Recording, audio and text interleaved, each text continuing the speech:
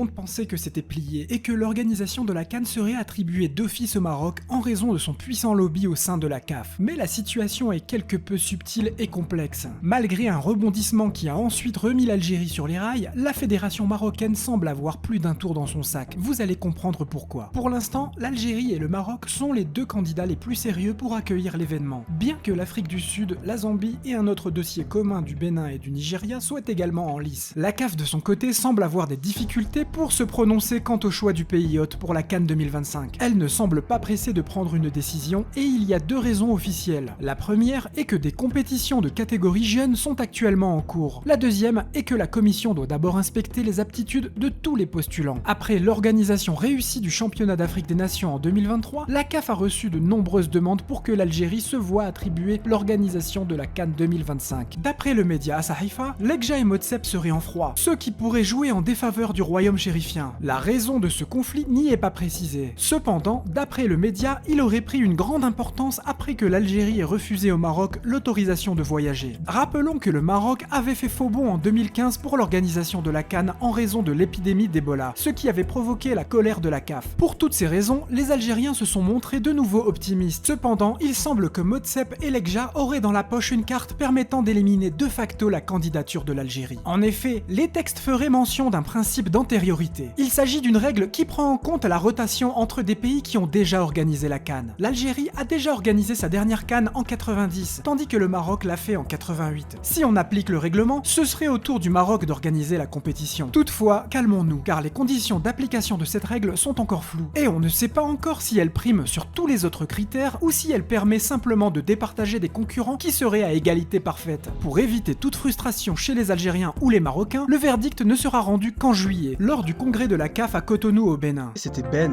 à bientôt pour une prochaine vidéo. Pour ne rien louper, abonne-toi.